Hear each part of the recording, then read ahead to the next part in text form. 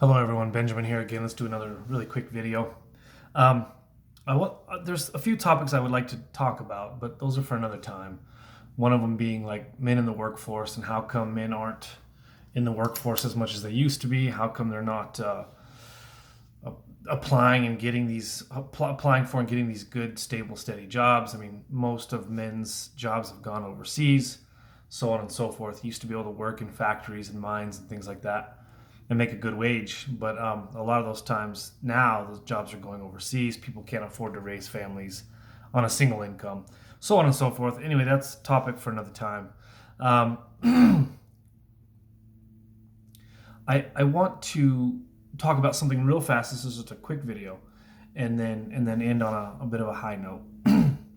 um, I talked to a friend yesterday, and he wanted some advice about his divorce process. He's going through divorce right now. He's in the middle of the process. Um, Temporary orders, and then temporary orders tends to happen. Though you never have to. I tell this to people all the time. You never have to see the inside of a courtroom. You never have to do that. If the two of you can be amicable and reasonable, you can fill out all your own paperwork together and submit it to the courts, and and live the divorce on your terms as a hopefully a co-parenting couple. Now, not every, in fact, most people won't do that. It's not that they can't; they won't. Nor will most people co-parent cohesively. Um, so here we are. So I know this guy, and he wanted some advice on the divorce court process, and how things go. Um, and I talked to him about my experience and what I've learned about the divorce court process, which is a lot. Um, I wouldn't say I'm an expert by any means, and nor am I, of course, a divorce court lawyer or anything like that. But I've learned quite a bit, and it's quite eye opening. It opens your eyes to a whole other world that you didn't know existed. So, um,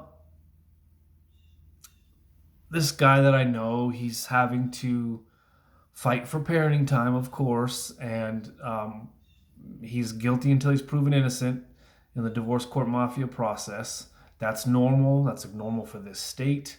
Um, However, and he's right in the thick of it, so it's just brutal. It's just weighing on him, and it costs a lot, and you don't know how you're going to get through it, and you don't know if you're going to get any parenting time or how much, or is it going to be supervised, so on and so forth. It is mind blowing. It is absolutely mind blowing. But I want to say that this is normal for the process. It's normal for the process, and it's really stressful. And oftentimes, especially if it's not an amicable divorce, um, you will have a deadlines that you have to hit. You have to have your income in by certain times, and you have to have a parenting schedule submitted, and you have to have assets submitted, and so on and so forth by certain times. So there's deadlines you have to meet, and you cannot believe what is happening to your life. You cannot believe how it's being uprooted. You have to move. Usually, as a guy, you have to move. You get used to seeing your kid or kids every day, or every night after work, or whatever it is, and then you just don't anymore, and it sends you into a real tailspin. That's normal for most people, with kids especially, right? That's normal. Um, Not to mention what it does to your emotions, your faith. Uh, Especially if you're the guy. Usually the chips have been stacked against you, and everybody thinks you're evil. And I mean, that's probably partly true. You probably did some things and said some things, and you own that stuff over time, and you start like, oh wow, I really missed the boat on that. If I could have done things differently, I would have, or if I would have conceived of how things were going, or where I was in error. I think most men, at least, would. I just got off the phone with a guy this morning that would love to have another shot with his wife, and I hope they get it, because you see afterwards, like, oh wow, I really missed. I was such a prick in this thing, or I said the wrong thing, or I made bad decisions, bad financial decisions, whatever it is, right? And I think most men, at least, would want to try again with that person. This is interesting. The stats on this is interesting. It's roughly about 63% divorce rate for first marriages right now in the West, roughly 63%. The second marriage divorce rate's even higher, right? It's in shambles, right? It's about 5% of people that do this, but the first person you married, if you divorce, if you get back together, the highest percentage of people that are married in the West, that stay married, I should say, is people who've divorced each other, first marriages, and gotten back together. It's something like 85 to 90% of the person that you were first married to actually lasting. But it's only about 5% of those first marriages that get back together. So it's a small sliver of people that try again with the first person they were married to.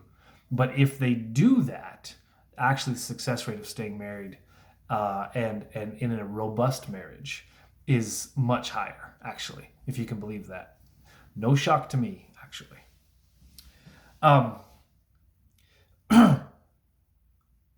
But all that to say, from my own personal experience, and I did a lot of things wrong. Like I just said, I would have done things differently. I would have tried something different. I would have worked it out, right? In my opinion, that's why I would have done that.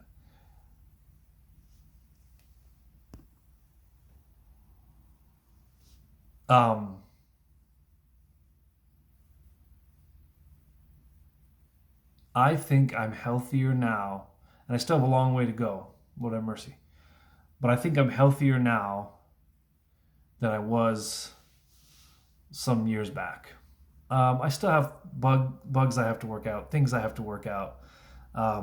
As the Orthodox call them, the passions, the Orthodox Church, the passions I have to work out. I acknowledge that. But nevertheless, I am in such a better state now than I was 3 or 4 years ago. And my kiddo has a really good life. We have a really good little life. There's nothing flashy about it. It's nothing fancy. There's a lot of things that I wish were different. I'm looking at trying to have better work, more work for myself.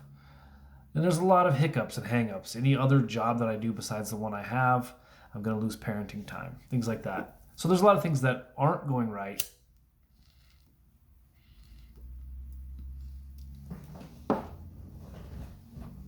But boy, there are a lot of things that are going right.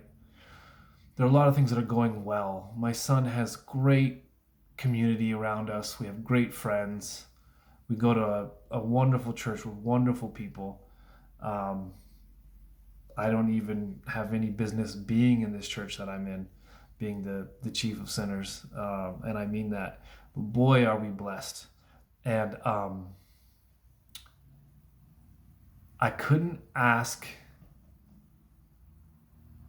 for anything better for my son right now in the state that we're in, with his age and my age. I could not ask for anything to be any better, in spite of myself, in spite of my failings and shortcomings and so on and so forth. Lord have mercy. We're in a great spot. And so if you're going through the process, the divorce process with kids, so on and so forth, pace yourself. It's a marathon, not a sprint. And I think every single divorced single dad needs to get into a Catholic or Orthodox church. I'm going to say Orthodox church. You got to leave, like a good friend I was talking to the other day who's on a remarriage. He said that he's so thankful for Orthodoxy because it saved him from Protestantism, which is harsh. And I wouldn't have said that, nor do I think that way. But boy, if you're a single dad, you run like the plague from these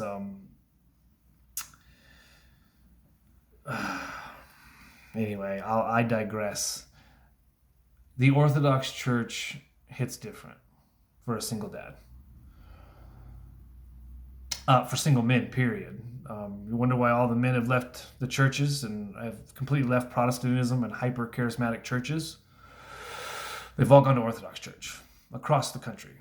they're flooding out of those other churches. I'm one of them. That's not what this video is about. You got to go to a place that you're welcome and wanted. Get to an Orthodox church somewhere and get started. And I have to credit a lot of that.